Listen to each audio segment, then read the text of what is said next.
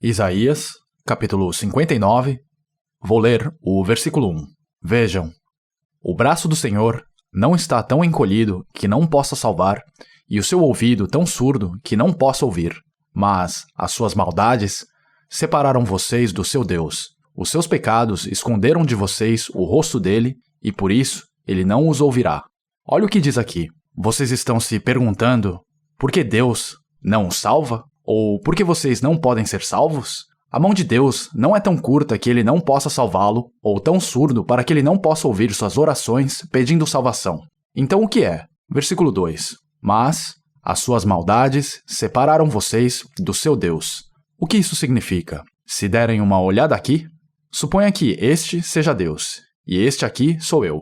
Todos, não importa quem seja, têm pecado dentro de si. Quando esse pecado se manifesta e o indivíduo comete um pecado, esse pecado vai diante de Deus, onde se acumula com todos os outros que ele cometeu. Uma vez que os pecados que cometemos se acumulam assim na frente de Deus, ele não consegue nos salvar por causa deles. E mesmo que eu ore a Deus, minha oração só vai até essa barreira do pecado e lá para. A oração nunca chega a Deus. Esta é a questão.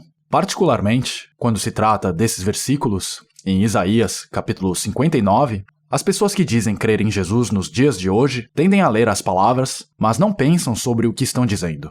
Sabem como eles creem em Jesus? A primeira coisa que eles aprendem no processo de crer em Jesus é como orar. Em segundo lugar, eles aprendem hinos e, em seguida, aprendem a Bíblia. Alguém pode dizer a um amigo: você deve acreditar em Jesus. Então o amigo vai junto para ver do que se trata. E a primeira coisa que aprende é como orar. Ele ouve a pessoa na frente orando e dizendo: Deus nosso Pai, nós te agradecemos, nós realmente te agradecemos. E ele logo aprende isso e começa a orar da mesma maneira. Mas ele não sabe que suas orações não podem alcançar Deus. Até que resolvam o problema do seu pecado, orar não tem utilidade.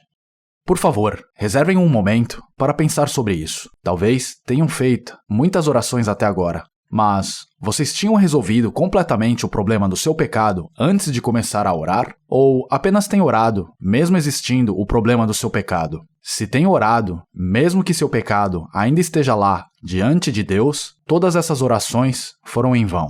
Essas orações nunca chegaram a Deus. Em Mateus, capítulo 6, diz: quando você orar, vá para seu quarto e ore a seu Pai que está em secreto.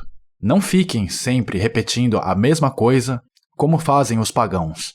Eles pensam que, por muito falarem, serão ouvidos, porque o seu Pai sabe do que vocês precisam antes mesmo de o pedirem. Isto é o que a Bíblia diz. São as palavras que Jesus disse. Ele disse que não deveríamos fazer as mesmas orações repetidas muitas vezes e vezes. Deus já sabe o que precisam antes de pedir a Ele. Quando se trata de oração, há orações que são ditas em público, há orações que são mais como sermões. Existem várias formas diferentes de oração. Não precisam agir assim. Se tem algo que desejam sinceramente, só precisam expressar esse desejo diante de Deus como uma criança. Isso é oração. No caso de um bebê recém-nascido, chorar é sua oração. Quando levanta os braços e as pernas, se contorce chorando, isso é uma espécie de oração. E quando sua mãe ouve isso, ela vem correndo. Ela verifica se tem algum cheiro vindo da fralda, ela verifica se a fralda precisa ser trocada.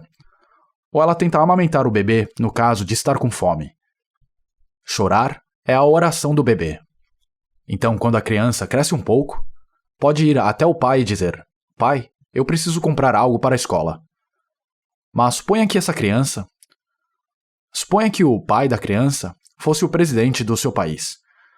Será que a criança, então, irá até o pai e diria: Sua Excelência, ilustre senhor presidente? É assim que ele se dirigiria a seu próprio pai? Ele apenas diria pai ou papai. No entanto, algumas pessoas, quando oram, usam expressões muito polidas. Eles dizem coisas como Senhor Deus dos exércitos, Senhor dos senhores. Esse é um discurso e não uma oração. Todavia, existem orações que são mais como discursos, cantos, orações que são como sermões e até orações em que alguém vem e bate nas costas das pessoas que estão orando. Mas nenhum desses diferentes tipos de orações são orações verdadeiras. Todos eles são apenas parte de rituais formais. Não é assim que é uma oração. Como costuma se dirigir à pessoa mais próxima? Deixe-me fazer uma pergunta. Quem são as duas pessoas mais próximas de uma família? Para quem é casado, o cônjuge é a pessoa mais próxima, não é mesmo? Quando marido e mulher estão sentados juntos à mesa de jantar, a esposa se dirige ao marido em voz alta,